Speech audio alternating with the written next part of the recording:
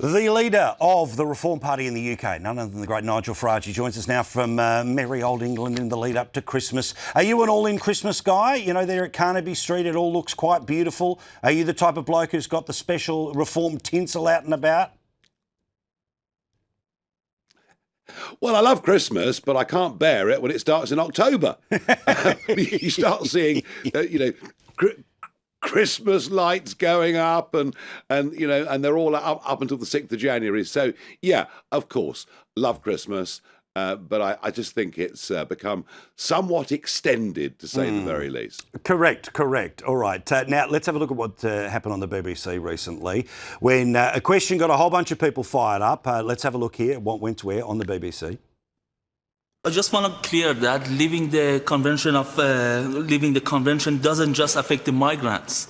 It would give ordinary people one less court, less court to protect their rights. Even for weekend checks and the government power risk on peace settlement in Northern Ireland and damage our security cooperation. What?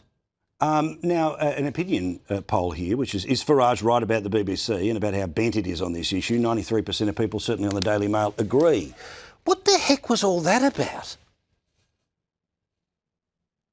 So it was Question Time, one of the BBC's big flagship programmes, been around for nearly 50 years. It goes out on Thursday nights, and it was a special debate about illegal migration. And the BBC put into the audience and allowed to ask questions two guys who had come to Britain illegally on small boats, one of whom appeared to have been briefed on his mobile phone about human rights law. I've never seen such a stitch-up, such a setup. It is absolutely farcical. These guys shouldn't have been on the BBC. They should have been on an aeroplane being deported out of the country. And what really hurts the BBC's case even more is just yesterday, two young men, one 16, one 17, from Afghanistan, convicted of the rape of a 15-year-old. The BBC don't realise how loath they're becoming. They're not showing us the true picture about illegal immigration into Britain. And frankly, they were holding these two men up as champions of humanity. It is a disgrace. Yeah, absolutely. Now, what about another person jumping from Team Blue to Team Teal, but this time in Scotland? Somebody is jumping from the Conservatives to Reform. Now, are you surprised that this stuff is happening in Scotland, where supposedly Labor territory, certainly former SNP territory, but there's a bit of Reform territory up north? Yeah, we've made amazing progress in Scotland. And what happened on Saturday was a guy called Malcolm Offord, who comes from a very ordinary Scottish background, done well in business, finished up as a government minister, a member of the House of Lords, and he's done a remarkable thing. He is handing back his peerage. And when you think about it, you become a Lord, you've got it for the rest of your life. The House of Lords is probably the best old people's home in the country, with subsidised food, and they can sleep in the afternoons on the benches. And he's jacking it all in. He's giving all that privilege up to stand for reform in the Scottish Parliament elections.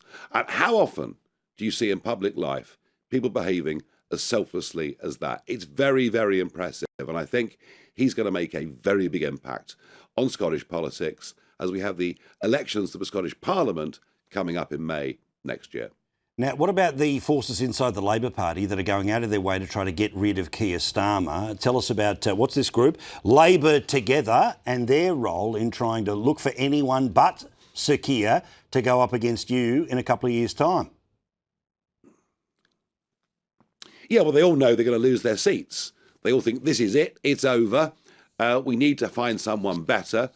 The mechanism within the Labour Party for getting rid of a leader is not quite as straightforward as it is within the Conservatives, where, hunting down leaders almost became a sport.